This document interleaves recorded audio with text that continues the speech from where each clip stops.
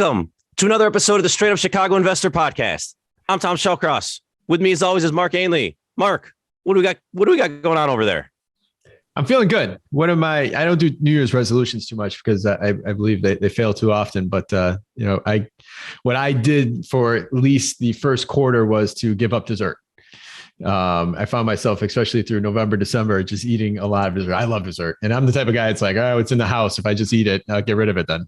I won't eat it then tomorrow. So I overeat dessert even too. So I'm 17 days into no dessert and limited sugar. So I've been sleeping better. So it's going good. But I've only committed to the first quarter because I know it's not impossible to carry long term. I'm hoping to pick up a couple of good habits along the way here. So, but you doing New Year's resolutions? I set goals. I don't really have resolutions. I am making a conscious effort to get more committed to, I don't do like the full morning miracle.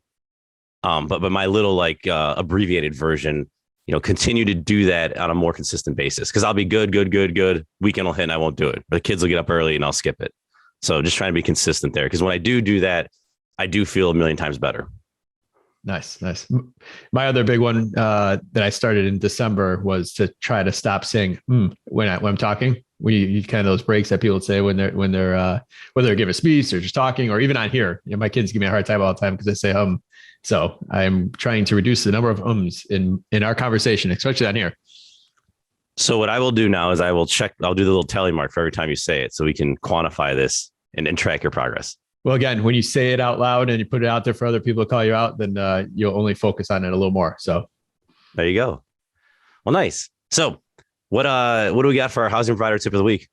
All right. So, this came to me really along the lines of something you and me were working on, Tom. You're working with a buyer that bought a property and he is under contract, and part of that contract terms, the seller is putting a tenant in there, and they sent over some information on the application. But it got me thinking, when you're screening tenants, this seems obvious, but when you really think about it, tenants really only put their best foot forward. And it's really a lot of times they leave the gaps for you to assume or fill in or miss altogether. So when you are underwriting, when you are putting it out there to market even, and you're requesting people to have fill out an application, make sure you have a specific list of what you're looking for. Know what you're looking for when you're underwriting before you get to the application process. And then when they're not sending everything, or they're not sending everything of a particular item, maybe you're asking for 2 years worth of rental receipts, but they're only giving you one. I always question that. Don't assume that because 1 year was good, they just totally didn't follow your instructions for the second year. So take that as a red flag and make sure you keep digging in to make sure whoever's applying is meeting all your requirements, and they're not just sending over what makes them look best and kind of leaving out some of the stuff that could jade their applications up. So screening's big. I always tell people screening controls the rest of the next year or two. So keep that in mind when you're screening. Mark, along those lines, how much of an emphasis do you put on when there is an issue, right? Missed payment, rough time, medical bills, when they proactively tell you that, yes, I will submit everything. Note that in 2019, this event happened to me, as opposed to seeing it and then having to go back and question them. If they proactively bring that up, do you put any emphasis on that, or is it still at the end of the day, the data is the data? I think at the end of the day, the data is the data. I think it always does. There's no really way to score that in the sense, but as the human to human, I think there is value in, hey, I got divorced. So between 2017 and 19, it's going to be all jacked up. And so one of our requirements for application is, if you do have something messed up, provide a letter of explanation. So that's where they would disclose that and give a quick explanation. And those things are pretty, the funny thing is sometimes you'll see people that they had a divorce 2017, 19, they disclose that, but they're jacked up for the 5 to 10 years before that already. It's like, all right, that's great. That's for that part. But those are the things people are talking about that there, but they're not explaining the previous 10 years of why they were late 7 times. Got it. Good stuff. All right. Well, let's jump in. So this is going to be one of my favorite episodes. I ended up reading this book, picked it out from the library when I was there with my kids. And from there, I said, we have to have this guy on the show. So today's guest got an email and a LinkedIn message from me and was gracious enough to actually respond. And we had a conversation. We're excited for today. But today's guest, the professor and chair of the professor and chair of the Department of History at Loyola University. He leads a group of 30 full-time faculty over there. In 2019, he led the Newberry Library's Chicago 1919 project in partnership to confront the history of Chicago's race riots and the legacies they left today. That project actually won the National Council on Public History's 2020 Outstanding Public History Award. He's the co-author of Planning Chicago, which is a book about where did planning steer the city right, where did it fail, and where was it ignored. And today we're going to talk about the book Blueprint for Disaster, where he is the author, and he tells the story of the rise and fall of the city's public housing developments with an emphasis on the planning and policy choices that undermine the entire program. I read the book. I was absolutely fascinated about it. For you Chicago history buffs like the Ryan Smiths of the world, this is right up your alley. So without further ado, Dr. Bradley Hunt, welcome to the show. Brad, how are we doing today? Good. Thanks, Tom. Thanks, Mark, for having me. We are excited. And you're sitting there in your Cubs hat. So we got the Chicago blood going here. So for this is a really interesting profession. You were sitting there, the history of Chicago is something that just fascinated me and to a lot of our listeners. Before we dive into the book, how did you fall into this? How did this become your career, your calling? Well, let me go way back to my almost my childhood. When I was in high school, I grew up in the west suburbs of Chicago, and I was pretty good with maps. This is all pre-phone, and so when I got my driver's license, I started driving all over Chicago. My parents couldn't track me. I was like, I'm just really interested in the city, and so I would drive around, and eventually you just kind of run into a large public housing development. If you're going to a White Sox game, I used to go to the White Sox games too. I think Mark's the White Sox fan. Is that what you said? Yep. I'm both. Okay. I'm a Chicago fan. Okay. So you're going to Comiskey, and you're going to run into the State Street corridor, which was 4 miles long of public housing. And even as a kid, I'm like, whoa, this is incredibly different. What is this? What happened here? And that's a question that stuck with me. And I was going to become a historian and teach history, but I was really interested in Chicago. And so I thought, hey, this is a question. What happened to public housing in Chicago that hasn't been well answered? I start, doing some research, picked up some other books, and there's certainly work that had been done before, but nothing had really focused on that big question that I wanted to answer: is what went wrong here? Something had clearly gone wrong. Now, there are people who think it's not what went wrong is a loaded question, but it was really important to me to answer that. So that's how I got into it. I remember going to the old Comiskey Park and standing on you look out the backside of the park and you could see that roll. That always fascinated me as an 8-10-year-old boy, seeing all those buildings. They just look different. And I always wonder what they were. I didn't even know what they were back then. Yeah. And if you were close, if you drove down, you saw lots of people, clearly an African-American community, but most people just drove by it on the Dan Ryan or avoided it altogether. And most white Chicagoans developed a set of opinions about it. And some of those were floating around. And I just wanted to do a deep dive into the history of it. How did we get to this point? Yeah. Yeah. So for those who haven't read the book or heard of it before, we're going to dive in real deep here, but let's give the 2-minute high level overview. What topics do you cover in the book? And also, I know you wanted to get that understanding, but why write it? Why should other people care about the conclusion? Well, there are big issues there. When I asked the question, what went wrong with public housing in Chicago? I want to know, what can we do to help low-income families who can't afford housing? What are we going to do for them? But there's also kind of, for your listeners, particularly kind of a property question here, a real estate question. Are we, can the government, writ large, can government get this right? And just because it failed pretty badly in Chicago, at least the projects built in the 50s and 40s, 50s, and 60s, that doesn't necessarily mean we can't do this. And so sometimes I get a little nervous when people think, oh yeah, well, we tried that. It never worked. It didn't work. We should never try it again. That's not a good solution to what is a real problem in the 21st century. So you asked, what are the big points though? So what went wrong? Well, this is where it's hard for me as a historian, and you're going to cut me off if you please, to say, oh, well, there's one thing. No, there were many things. One is the racialized nature of housing in Chicago, that these were built in segregated communities. These were intended for the most part to be segregated. And that alone is going to create an aura of other, and make the stigmatized these developments. But then there were a lot of other problems, like design. These high-rise buildings for families with children, they packed them with lots of families with children. So that's an argument that I've made that was unusual and had not been made before. But basically, it's that these are large buildings, particularly ones across from Comiskey, the Stateway Gardens, the Robert Taylor homes, the Cabrini Greens, were built with 3, 4, and 5 bedroom apartments. Now, those are large apartments in Chicago. And when 80% of the units in the Robert Taylor homes, which was 4,000 apartments along State Street, along the Dan Ryan, 4,000 apartments with 80% of them 3, 4, and 5 bedrooms, you're going to have a ton of youth, kids in those buildings.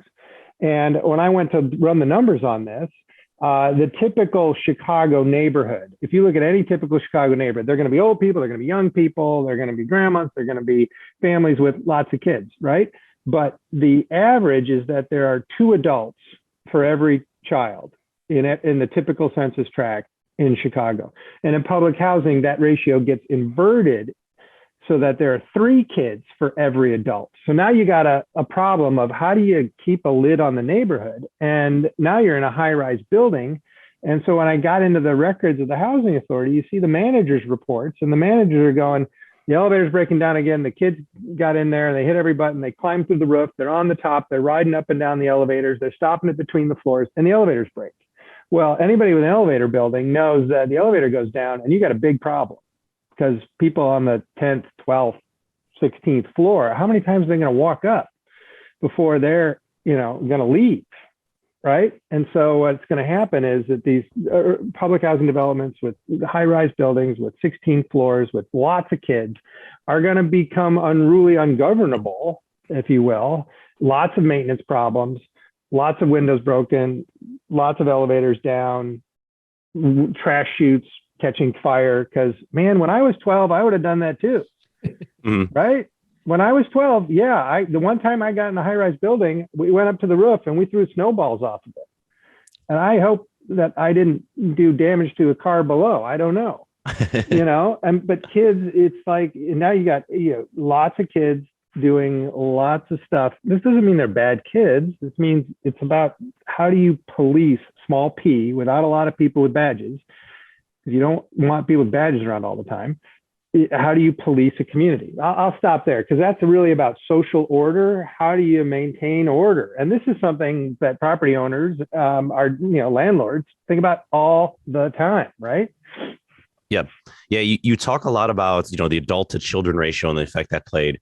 But even going before that, like kind of parlaying into this, one of the things in the book is you brought up in the 50s, it became cheaper to build that 4-bedroom single family home, right? Like the bungalow or whatever it was. And so the private sector is putting a ton of pressure on public housing, right? Which led to the only way we can do this to compete is high rises. And then the only way to keep them, and again, we're cost cutting. I forgot which example, but one of them had like 2 elevators for 1,000 residents, 900 residents, like just a silly number. 2 elevators for 150 units. And they're 4 or 5 bedroom units. Yeah. So you're talking almost 800, 900 people. Right. So because you guys are real estate guys, I can get a little in the weeds on this. So in the 30s and 40s, one justification for public housing was the private market cannot build a housing that low income people can rent at an affordable price, that the cost to build is just too high. There's absolutely no way someone with a low income could ever, the economics don't work, the numbers don't work. So therefore, we've got to step in. The government's going to build. Well, in the 1940s and 50s, housing costs to manufacture come way down. We get better at mass production. We get better at the tract housing and the suburbs. So in the mid-1950s, there's this congressional hearing, and the Chicago Housing Authority says it's going to cost us $18,000 per unit to build this public housing. And the Washington guys are saying, wait, you can buy a new house in the suburbs with a FHA loan for $15,000. And so why are we paying $18,000 when we could, when the cost to purchase with a profit, with here are the keys, walk in, it's yours, is $15,000. Now, of course, nobody was talking about taking low income African Americans from Chicago and putting them in suburban FHA housing. So let's deal with race is a fundamental problem here. But it started, so that one of the public housing guys they start to say, well, we got to cut our costs. And they were also measuring costs in a way that was kind of unfair. That $18,000 figure included the cost of preparation of the land. That meant, adding new utilities, et cetera. Now, sometimes you did that in the suburbs and sometimes the cities were paying for that. So there weren't always fair costs. Today, we have development fees for the suburbs to make sure that new land is developed, that the developer pays that. The impact fees, as we call them. So anyway, but yeah, the idea that the government could do this better was accepted in the 30s and 40s by large swaths of America, because the private sector kind of failed during the Depression. Like the country, the businesses collapsed. There's a feeling that we can, by progressives in particular, we can do this better. Well, boy, that proved to be a bridge too far. Yeah. So we end up with these large high rise, they're oppressive buildings. We've talked a little bit about, the child to adult ratio. Let's talk about just kind of killing community, like the intangible here, because a lot of the people like either interviewed or that you have, snippets from, they talk about, how they used to love it. And then there's a lack of community, right? You don't have that. When you cut costs everywhere on a much smaller scale, we see this with flipping houses, right? If you just put like bare bones out there, you don't stage it, you don't do anything special, it's blah, right? And that's what you ended up here on a much, much, much larger scale. So just talk a little about like the lack of community and just how that played in a factor overall to this. And I know it's hard to quantify. Yeah. So when I say lack of community, I ought to be a little careful. There were certainly a lot of residents who thought, "Hey, I like my community. there are people who are in this very difficult situation where the mechanicals go down, when the plumbing's not working, the elevators are going down, the trash chutes are on fire. That they're like, they band together and like soldiers in war. I mean, that doesn't mean we should continue to operate under those conditions or continue to fight a war, right? But that there's a lot of camaraderie, but that it became very difficult then to attract working class families, or even a lot of low income families avoided public housing. It became housing of last resort. The people there were banded together as a community in ways that are not the way that we expect middle class or working class families to live. So there's a standard there. Am I projecting my values on low income residents if they have their own cultural norms around getting together, around sharing, around making it work? So it was a community that the rest of the city looked at and thought was awful, deviant, et cetera. I mean, Mayor Richard M. Daley, Daley's son, looked at it and just couldn't stand it. He didn't like the aesthetics. He didn't like the way it looked. He didn't like the fact people were hanging around. He didn't like the music and the noise and all the things that are part of the way that public housing residents adapted to their difficult situation. He didn't like that and wanted to tear it down. And so we've been tearing it down. And I think that was ultimately the right decision for mechanical and just because these buildings were unworkable as buildings. Sorry, that was I kind of wound around there a little bit. Community is important. But who am I to judge someone's community is part of it. I visited, and the conditions, when I talked to residents, there was this real contrast. So I walked into the Robert Taylor homes probably in 1997, 8, I can't remember. And all of the stairwells were just a disaster. All the lights were out. It was dark. I could tell vaguely there was graffiti all over the walls. The elevator didn't work. The smells were awful. It was trash and urine. It was just awful. And I walked up 3 floors and things were rusted everywhere. It just looked like, a complete disaster. And then I walked into an apartment and it was spotless. The tenants, to to make up for, to compensate for the chaos around them, had apartments often, not always, but often, that were just spotless to a point that I was like, wow, this is absolutely precise. You could tell that they were trying to create a zone of safety and order amidst immense disorder. And so, it was, there's a lot of emotion there. I think we still see that today in some of the rougher areas that we have, where they can't control the outside, but they have such a beautiful house inside. And we appreciate those residents, especially. Yeah. And they get together, right? And they who the ones who want to keep it together are, and you got to work with them. And that's true in any community. Now, the difference is, where I grew up in the suburbs, if I wasn't going to take a baseball bat to the lights in the hallway, which is what residents would do, what kids would do, right? And boy, I would have done that too, run down the hallway and knock out every light. What some kids did in the suburbs, and I did not do this, but they take baseball bats to mailboxes and think that was funny in the 1980s, right? Okay, you knocked out a mailbox, everybody, but you didn't, make it completely unsafe. You didn't destroy a lifeline to the passageway to your, you destroy how to get home. So I don't know. So I wrestle with this. I think it's more human nature, to some extent, poverty and lashing out against the conditions that people face. Well, in the early days, there's a lot of stories, positive stories about the high rises, and there's a lot of the good old day type conversation when they talk about some of the stories from the early years. And then it seems that from what I read, some of the screening changed and based on income standards and all that stuff. How did that affect? Give us a little explanation of what I'm trying to say here, and kind of elaborate a little more on that. Yeah, great. So two things are going on. One, in the late 60s, there's an effort to really address poverty.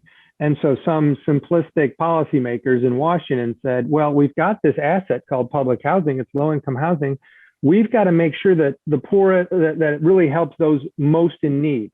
So the poorest of the poor ought to have priority. So in 68, there's certain, changes to rental law, 69, called the Brooke Amendment, 1969, that changes the rent structure, that's going to push out, it's going to set rent, it's going to require all rent be a percentage of your income. So if you made in 1969 $100 a month, which was not, just low income, let's say you made $100 a month. A more typical number might be more like $500 a month. Let me be more realistic. Then you'd pay a third of your income for rent. Okay, so your rent's going to go up with your income with raises. And in the 60s and 70s, early 70s, we had big inflation. So wages were going up and rents were going up. So how long are you going to do that before you're like, I'm out of here? I don't want my rent going up every time I get a raise. And that drives out working class. And who's going to come in? Those most in need, those without incomes, those desperately poor. And they're going to stay longer because, long-term poverty means they're going to be in the build. If they're going to have a 20-year stay and the working class family is going to have a 4-year stay, by the time you cycle through that, eventually everybody's very poor. So that's point one. So real quick before you go on to the second point, Brad. So question there, like if you had a mulligan and you were starting this over, and you're going to have 150 units or whatever it is the right makeup to have some proportion of, I'll call it middle class, working class, and those most in need, instead of doing the most in need first and being almost fully subsidized? Is that what makes it a more communal or make it a more chance to succeed, I guess, because then you have more income coming in for the maintenance, for the property, et cetera. Yeah. So a lot depends on the subsidies and the economics of it. So these mixed income communities that we're building now, where it's roughly a third, although those numbers aren't always playing out, where a third of the residents are low income, below 80% of market, often below 50% of fair market rent, in terms of their income. I'm not using those terms exactly precisely. And then a third kind of in a middle working class mode, and a third market rate. The idea is that, okay, there'll be enough residents who have enough at stake to small p police the community. Now, that's a very complicated story. I'm not sure that's the best model at all. It's one we're trying. It's working a little better than the old one. The idea that there are buildings in Chicago that are perfectly well run, that you drive by all the time, that are high rise, all low income, but there's a bigger range of low income, and they have stronger property management, and they have stronger subsidies to make sure that the building has the money to fix things when they go wrong. So there are ways to do low income housing. These are privately owned, privately managed, federally subsidized, where nearly 100% of the residents are subsidized, but the range of low income goes from deeply poor on welfare, barely making it, to 80% of fair market of median family income. Sorry. Where there's a working class element where people are working, and it's fine. 2200 South Michigan is a building that I did some interviews in with the manager and residents, and you'd walk in and be like, yeah, nice building. Not a luxury building, but perfectly nice building. Got it. So sorry, I'm getting on too long. No, it's all good. It's all good stuff. So we were talking about just the change there from the lower income limits and squeezing out. So we had one. What was the second point? So point one was the rental structure. Point two is that working class families didn't want to move into these chaotic environments if they could avoid it. So you can't attract people. And so by the mid 70s, the housing authority has a hard time filling the upper floors of their buildings, because people know, like, these elevators are going to go down. Who wants to walk up with their groceries after work, right? So, and you're walking up those stairwells, and those stairwells are vulnerable spaces to get robbed, to get, all sorts of bad things are happening. So, working class African Americans will not move in. And so who will move in? Only the desperately poor. And so the housing authority will move families in and so the whole building becomes some of the poorest communities in the country by the 80s in a way that's, not a healthy way to create a community. Yeah. So we have all this going on, and then now let's talk about the operation and the maintenance side. Yeah. I think as housing providers, this is something that's, we'll find fascinating. I read some of the stuff in there, and I thought it was, it's fiction. Like it's absolutely insane. I'll let you run with it, but just to kind of tee it off, the CHA chairman gets sued for $2 million. They hired an executive director who just happened to be the campaign manager for the mayor. Yeah, this is in the 80s. Yeah, this is like very Chicago stuff here. That's just like insane. But like, talk a little about like just, our per unit maintenance costs, us meaning Chicago, is, skyrocketed way more than, New York City or other comparable cities. Just talk about just how poorly run this was and pull out some of those stats, because it's amazingly bad. Yeah. So, in the 30s, 40s, 50s, it was not poorly run. They had, managers that many of them had military experience. They're coming out of an army experience. They're very rigid. They're enforcing these rules, and tenants are sometimes not happy. You used to get fined if your kid threw a ball at a wall, $5, which was a lot of money when, your rent's $25 or, $50 in the 40s and 50s. And that's, rents were low, and, a typical rent might be $80 in 1951. Right. So, it's a pretty well managed operation, and then that's going to fall apart as the money dries up. So I got to talk about the subsidy structure a bit. Can I talk about that now? Go for it. Yeah. Okay. So the deal, I'm going to simplify the deal quite a bit, but in general, the deal was the federal government said, we will pay 90% of the costs to build, 90% of the capital costs. There was a loan involved. It was basically the government guaranteed to pay off the loan. We'll pay 90% of the capital costs. The city's got to come up with 10%. The city could come up with that by giving away streets and valuing it in a certain way to say, yeah, you're going to take over these 5 blocks. We'll give you the streets in the middle, and that's a major part of it. Then the housing authority was expected to maintain the buildings out of rents from the tenants. And again, that rent was set as a percentage of the family income. So as the buildings get poorer, you're getting less income, right? So yeah, you have to find working class tenants to fill it if you want to raise your income levels, but your mission is to house low income people, and the federal government's telling you got to house low income people. So now you're stuck. So in 1971, the idea was that, well, obviously this can't work. We're going to come up with a subsidy, a direct check from the federal government to help maintain these properties. It just never worked. They couldn't agree on formulas. You know, the federal feds would say, well, your costs are too high because you're not well run, so we're not going to give you as much subsidy. Well, that kind of stick didn't work. The only place that really works is New York City, which is an interesting outlier, and we can talk about New York City. But every other city, this doesn't work. So there's this subsidy problem where, yeah, now you're also expected to have a reserve out of this. And any property owner who's renting knows that, you know, hey, the roof's going to need, every 15, 20 years, you're going to need a new roof, right? So they dug into their reserves. Early on, they had good reserves, but as the clientele, as the tenants got poorer, they dipped into their reserves. So now now they're 20 years into it. The building's built in 51, it's 71, they need a new roof. They got no money.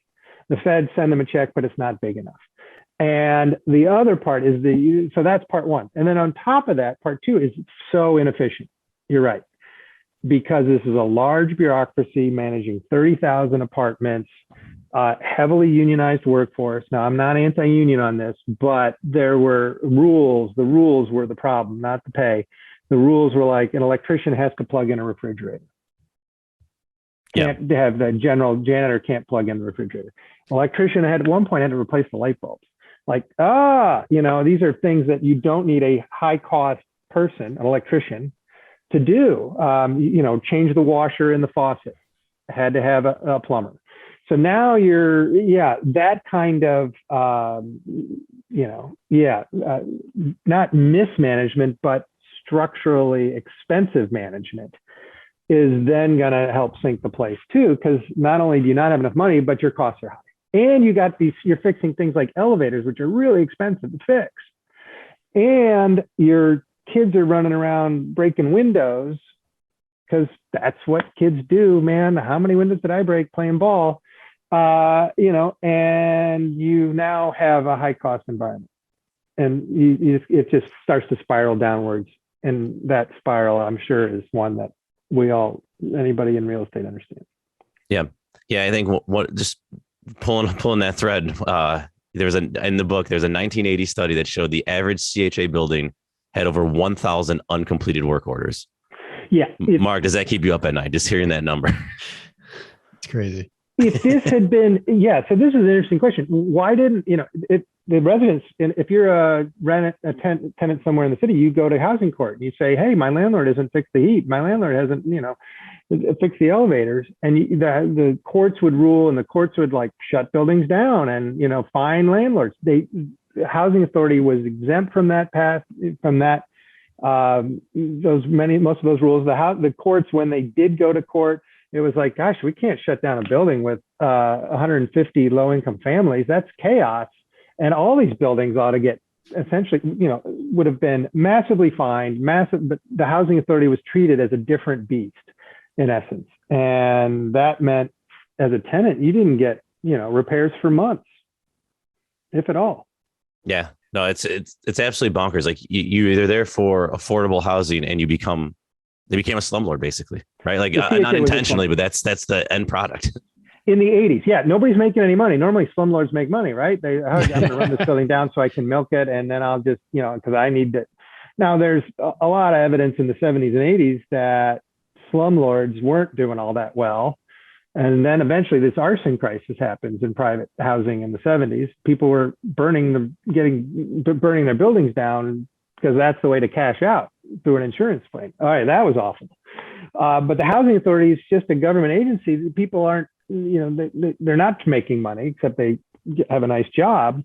So why, there's no incentive to either way. The incentive structures weren't great. And I'd like to think we've learned from that. It's not that government can't do it, but that housing may be, to own it, to run it, to set the policies on all of it, it may be too much. Now what we do is we subsidize and set policies. Somebody else is going to build it and run it. And that then we can police the building and put small p, we can, oversee and regulate the building design, construction, costs, and maintenance standards. And the government can subsidize that to what its true cost is. Got it. So you mentioned the 70s and 80s. In the 90s, we have the crack cocaine epidemic. Oh, yeah. And, as a kid growing up, that's what I was always told, like, that's what killed the projects. These were nice, happy places. And then that came along and just destroyed them, which, obviously we're learning here and from reading the book, that's not the case. Things were, it's almost like a business, at least the analogy I'll use is it's almost like a business that was failing. And then COVID gave it the last push and knocked it out. Interesting. Yeah. That's an interesting analogy. Yeah. So when I interviewed residents, I worked on this oral history project with public housing residents, and if they arrived in 1940, they said this was the best place ever. It was wonderful. But by the time they left in 1950, well, it was not as good. And the resident who arrived in 1950 said this was the best place ever. And then 10 years later, I left in 1960 because it had gone downhill. And I couldn't live there anymore. And the resident who arrived in 1960 said, oh, best thing ever. And 70, that their experience was decline the whole time. Now, maybe that's human nature. Maybe, I don't know, it's where things get better. But there's a sense that, but when you look at the quantitative stuff and you look at the conditions, there's no doubt it's just this long, steady decline. And the 90s are the bottom, 92, 93, 94, the crack epidemic. Look, Vince Lane, who was a charismatic guy, ended up going to prison in Denver for FHA scandals, which is kind of sad. He, had these huge police raids. You bring in all the police, and we're going to get all the guns out of these buildings, and we're going to get the people who don't belong here, the gang leaders who are squatting and using it as a drug haven, et cetera. We're going to get them all out. And he tried this, and it was like absolute, it was whack-a-mole, first of all. And it was this enormous concentration of policing that picked off the residents who were, many of them who were perfectly good tenants. Some of them want the heavy policing, but then the policing comes and then it goes, and now you're back and it's just as bad as ever. So yeah, the drug epidemic was a disaster for those communities. Sorry, long answer.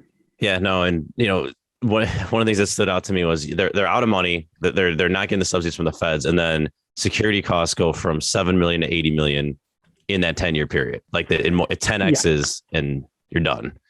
Yeah. So they are going to get more money from the feds just for security.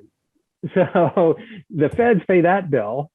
And so then there's a heavy policing presence. But what do the residents want? They want their plumbing to work. They want the roof not to leak. They want the elevators to work.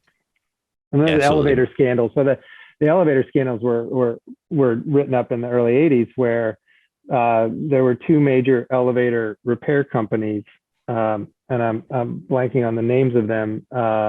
Otis Elevators. Otis, and I can't remember the other one. So the CHA would bounce back and forth between the two, but the companies would just hire the same guys who'd worked at the developments, the public housing developments. So the maintenance workers were the same, and they knew how to wait till 5 o'clock. So it was an overtime call. to come fix. They, there was some evidence of occasional sabotage, so they'd have to come back and keep, that the companies weren't, that there was a feeling that these properties were the Wild West and do what you want. Yeah, in 2.2 of their $3.1 million in payments in 1 year were for undocumented extraordinary repairs. Yeah. So 2/3 of the repairs of pay was towards undocumented work orders. Tom, you know my book better than me then. Dude, it's nuts, man. It's absolutely insane. That's like fictional. Yeah. Can you imagine running a business where you don't know where 2/3 of your, what happened and 2/3 of your repairs? How'd that happen? We don't know. Or running a business that just continuously dies and goes downhill for 40 years, 4 decades. A well-intentioned, yet flawed governance, flawed policies, but perfectly well-intentioned. So this is, this is stepping back in that big picture.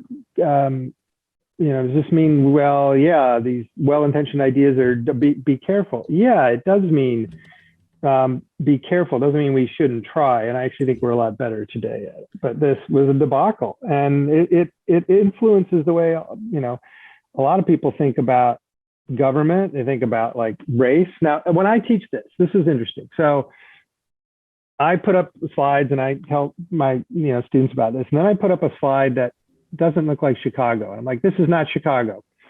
Where do you think this is? This isn't anywhere in the country. It's like, looks kind of almost European, maybe Asian, like a building that's kind of a mess and, run down. And it's Scotland. Scotland built a bunch of high-rise public housing in the 60s and 70s, and it went to hell. Now, everybody in Scotland is white, right? These are white residents. So there's this kind of myth around, Chicago. Well, this is a problem of the Black community. We built these things, and and those kind of racist notion. We gave it to them, and they're just not up to it. And that's not cool, because we did this in other countries, and it went to hell. Now, other countries have done fine. Sweden, different model. Maybe it's the money, it's the management. There's a lot of policy reasons for these things. We shouldn't turn to race and say, have a kind of I think that's an important point. But got to get in the weeds, got to get under the hood, and got to look at those balance sheets. Very true. The maintenance costs. Yep. Tom, I don't know what your exact interest is, but I know you and me both love this topic. And I think thinking about this coming up this episode, my interest is how something could fail so big and so over time and with so much public funds and just under everyone's nose. It's just, that's what amazed me about this. No one wanted to take it on until Richard M. Daley decided to take it on. So you got to give that guy some credit. Now, it doesn't mean you have to agree with everything he did, but everybody else has dodged it, avoided it. It's like this thing's in concrete. You're looking at them and they're going to hell. And everybody's like, what do we do? I don't know. Nobody wanted to take the residents. Yeah, defer. Defer. Ms. Byrne moved in. Byrne moves in, right? I'm going to draw attention to this. And boy, that lasted about 3-4 months. I can't remember, maybe 6 months. She's serious. But it was, in the end, a stunt because she didn't have a lot of power. It's way too expensive, and the federal government wasn't going to let her tear it down. But eventually that becomes an option in the 90s. Well, we're all familiar with the buildings that got torn down, the Cabrini Greens of the world, and a lot of this went to the private voucher programs, but there's still buildings out there today, or properties out today. I think Alta Gardens is one of the top 5 largest ones in the country, and then you have Trumbull Homes, and you have Parkway Gardens. Like, what are they? And a lot of those buildings got massive amounts of money pumped into them in the last 2 decades. Like, what are they doing differently with those versus? Why didn't they just tear those down? I guess what's kind of their thoughts behind that? Yeah, I don't have a great answer on why some were saved and some weren't. There was just a general feeling that high rise. There was a test. They ran some numbers. I've never seen those numbers as to what determined what came down and what didn't. If you look at the patterns, it's most of the high rise communities came down. The ones that were saved were the Bertrand Goldberg buildings, look like the Corncob Towers, like Marina City. They're at 22nd and Cermak. That's the Hilliard homes. They're architecturally significant, and so they thought, well, we ought to renovate those. But Alco Gardens, way out 130th, and it's almost like isolated out there. I think that the argument was that it would not be expensive because those were low-rise, two-story townhouses. It would not be that expensive to renovate. It's just an easier renovation, and therefore it should be saved. But that was controversial because that's 1,800 apartments, or now 1,500. They did tear some down to de-densify. I hope I got my numbers right on that. Don't quote me.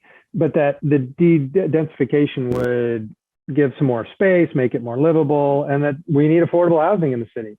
I'm going to be very interested in the long run, how well Alco does in the long run, because it's not well located, not easy access to transit, although we're building the red line down there, extending the red line. That the question is, private management is part of the policy. So now the housing authority pays a private manager. If they don't like them, they can fire them. Big difference than the old way. Mm-hmm. And the subsidy structures are a little different now. And so they hopefully have enough money to, fix things. Brad, what else would you change? Like, let's say you were running this, like you got put in charge of this, and which is, a very difficult position. Where do we go from here? Like, what else would you like to see that they're not doing? Okay. So what we learned from the 40s, 50s, and 60s is that one size fits all policies are a really bad idea. The idea that we have a housing authority that built 30,000 apartments, and that there's one set of policies to govern who gets in and who doesn't throughout that whole 30,000 unit system. That what we learn is that people need all sorts of things. Some people need supportive housing. Some people just need a single resident occupancy model in the modern sense that's well run. Some families are large and do need might need a single family home that allows them, with some support, that allows them the space they need, and that we're not then concentrating youth in one place. Some people, that we want to encourage moving to home ownership, and that's a perfectly reasonable model, so that it's not one size fits all. And that would mean a whole wide range of things. That might mean investing in some SRO buildings. That might mean investing, buying houses and renting them back, as some of the newer models. Working with private developers to subsidize a portion of the building. Now, I don't. All of them work okay. None of them are a silver bullet. This is a complex problem. To think that there's one answer, no. There's the set aside problem in the city, where it should be 10%, should it be 20% for some of these buildings? We're paying into a housing fund. What's happened with the housing fund? I don't know enough about that in the last 5 years to really give you a good answer. You probably have better people you can talk to on. Absolutely have better people you can talk to on that. But just don't think there's one answer. But if I were in charge of the housing authority, Chicago Housing Authority, make the housing authority a developer that's much less like, that's not so scared. I mean, they're just trying to not repeat the mistakes of the past. And yet we need a housing authority that's going to be much more proactively trying to develop affordable housing across the city, to develop, to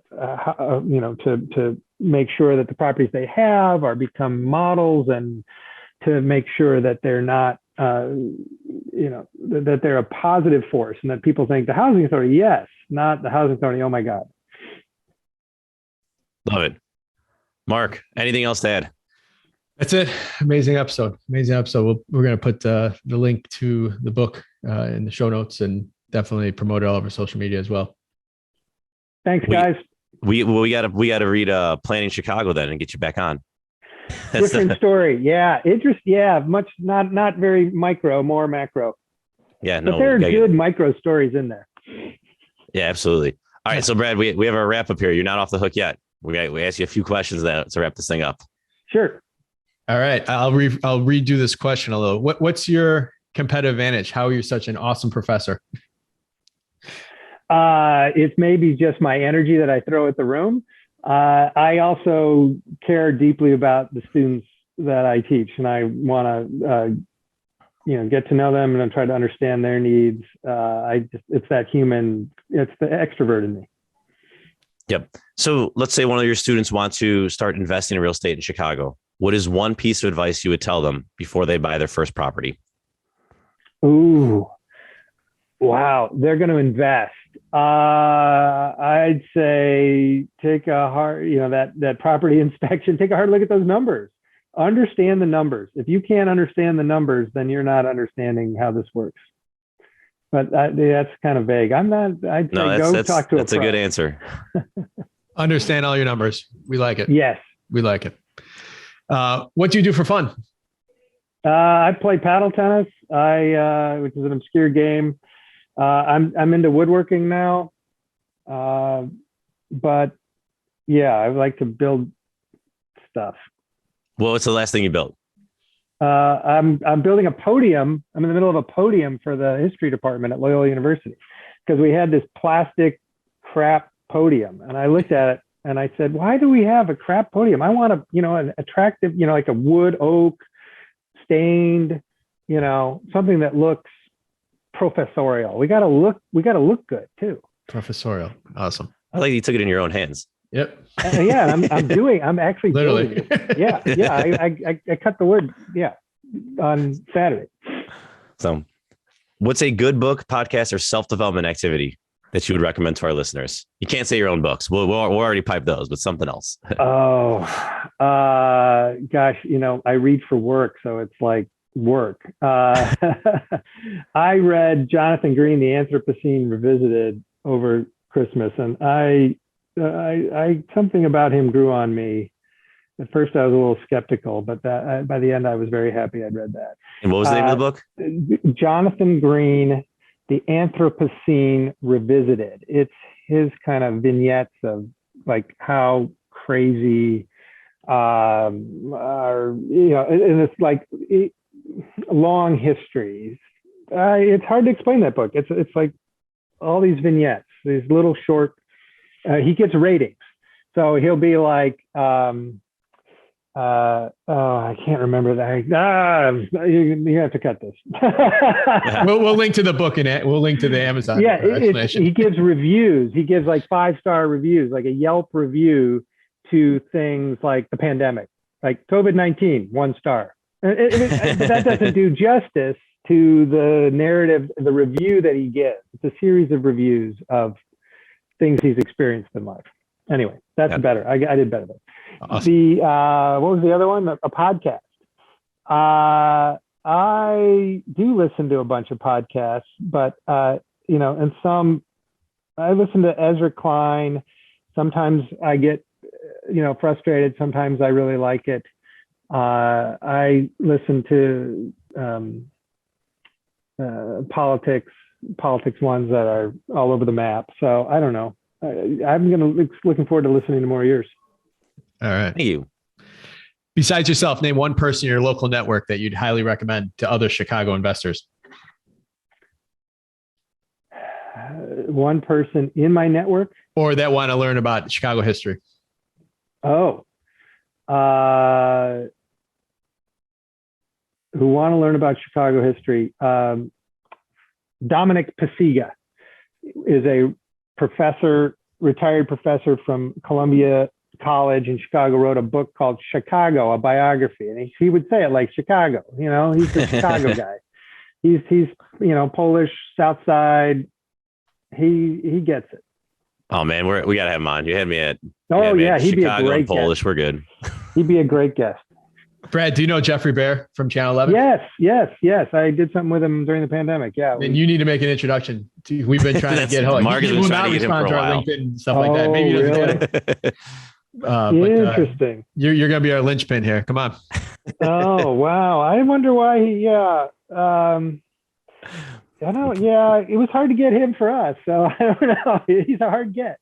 All right, just throw our name out there with them. If you can make an intro, that'd be huge. I'll owe you. You have a lot of listeners that will be grateful for that. I love his stuff. yeah, ride that L series. Brilliant. I mean, he's just a good guy. Yeah. So Brad, thank you so much. You provide a ton of value to our listeners. How can they learn more about you? Is there any way they can provide value to you?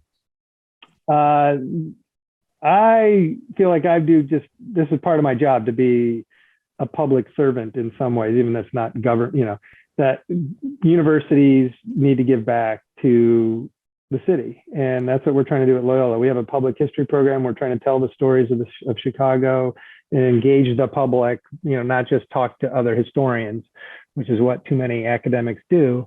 We really want to, we have on our website, Google Loyola History Department.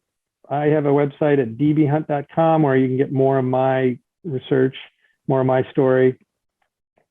And thanks for spreading the word.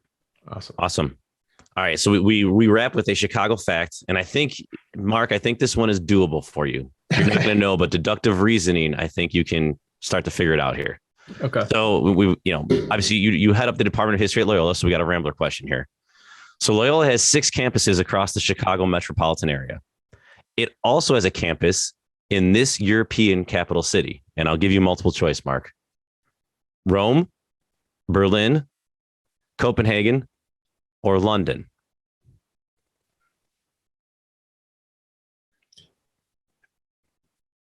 I would have said London. Okay. Brad, do you know this one? Yeah, Mark, we're Catholic. It's a Catholic school, Mark. Oh, Rome. Oh, man. I was gonna give the obvious, Loyola, a Jesuit university. I'm Orthodox. I didn't make the connection. I'm sorry. That's fine. Oh yeah, no. Yeah, oh, Brad, if you can see your face of oh my gosh, how'd you not get it? All right. That's all right. Yeah. That's right. Awesome. 12 years of Catholic schooling over here, right? Yeah, I got 2 Catholics on here versus me. I didn't get that one. One of my dreams is to go teach a semester in Rome eventually. Yeah, that'd be, sometimes they bring faculty over maybe for the summer, and we look at Rome and cities and look at their housing, and they do it totally differently. It's everybody's packed in this tight city. It's they make it work. Yeah, that's awesome. All right, Brad, thank you for coming on. Tom, thank you as always. Listeners, please go over to our website, straightupchicagoinvestor.com. If you know someone that'd be a valuable guest, if you know somebody that would a topic you want to hear about, someone this weekend told me about they want to hear about short-term housing, Airbnb. We haven't done a show on that yet. So if anyone has somebody that is an expert in that, we'd love to have them on here for an interview. So thanks again, Brad. Thanks as always, Tom, and we'll see you next week. Awesome. Thanks all. Thanks.